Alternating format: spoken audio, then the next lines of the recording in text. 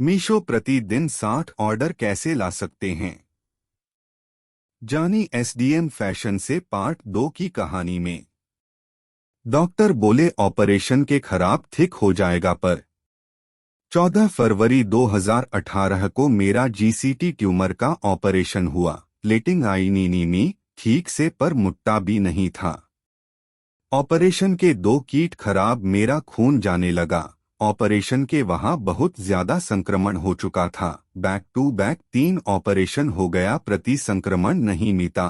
खून बह रहा, रुक ही नहीं रहती। 7% हीमोग्लोबिन रक्त हो गया था। प्राथमिकी अंतिम एक धातु दहाड़ डाला नीमी। ऑपरेशन किया, डॉक्टर बोले एबीबी ऑपरेशन अटा है तो प्रति कटने मिलेंगे, क्योंकि डॉक्टर थक चुके थे। फिर क्या लॉकडाउन आ गया, मैं घर पर हाई ड्रेसिंग करने लगी। टैब मी 0 से माइनस में चली गई थी।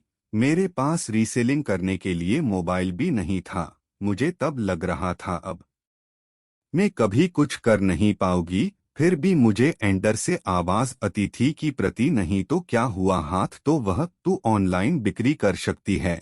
प्रति मोबाइल नहीं था उस समय, या मुझे किसी को मैगना भी ठीक नहीं लग रहा था। मैं तब मेरी मम्मी के घर रही थी, सिर्फ सोचा करती थी क्या करूं। फिर एक दिन मेरी बहन ने मुझे एमआई रेडमी का दूसरा मुझे मोबाइल दिलाया। फिर क्या मैंने रीसेलिंग स्टार्ट कर दी और मैं फिर से ईयररिंग्स करने लगी। प्रति 2018 से 2019 से 20 में रीसेलिंग बहुत मुश्किल हो चुकी थी। अब रीसेलिंग काफी नहीं थी।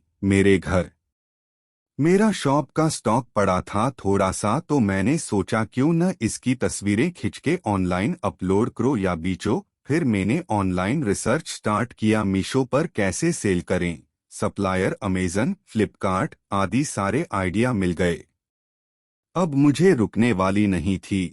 जून 2020 में जीएसटीआईएन लिया या बिजनेस करना शुरू कर दिया। खुद से तस्वीर कैमरा विथ फ्लैश लेती थी अपलोड, और पहले 2 महीने में मुझे 15,000 का स्टॉक बेचो हो गया। फिर मैंने नया स्टॉक इकट्ठा किया।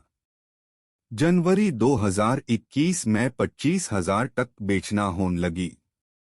फिर धीरे धीरे ऑर्डर बुरे लगे, रोज के 10 से 15 ऑर्डर मिल रहे द स्टॉक किमी पैड रहा था। दोबारा भी चीजें आसन से मिलती भी नहीं कही। अब मुझे सोच के आशा क्या करूं के स्टॉक कभी खत्म ही ना हो।